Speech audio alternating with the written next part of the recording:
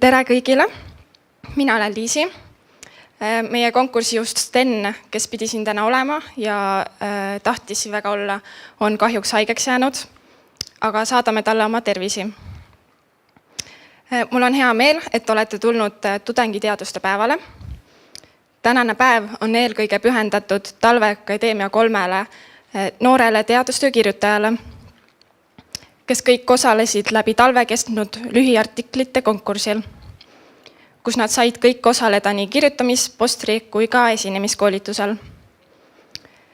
Siin saavad nad võimaluse oma töid ette kanda ning õpituid oskusi teie ees proovile panna.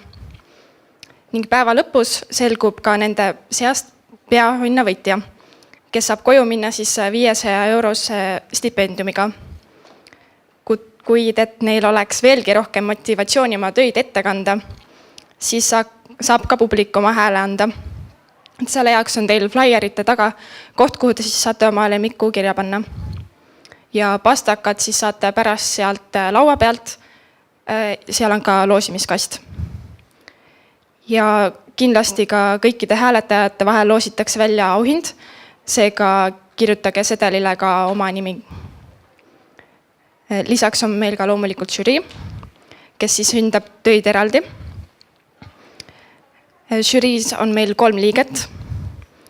Katrin Kreegimäe, kes on majandusteaduse magister, Eesti Maaülikoolis avaliku esinemise õppejõud ja üliõpilaste teadustööde juhendaja juhtimise valdkonnas.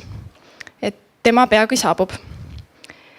Sirje Palumägi, kes on erialaselt toiduainete tehnoloog ning MTÜ Elusteaduse liige ja asutaja. Ja Pille Lints, kes on Talveakadeemia nõukogu liige ja on ka siis varem konkursil osalenud. Ja enne kui konkursil osalejate tööde juurde lähme, siis kuulame, mida on öelda Tuul Sepal, kes on Tartu Ülikooli loomaökoloogia teadur ja Eesti Noorte Teaduste Akadeemia liige. Tema missiooniks on teaduse populariseerimine ning selle rolli suurendamine ühiskonnas.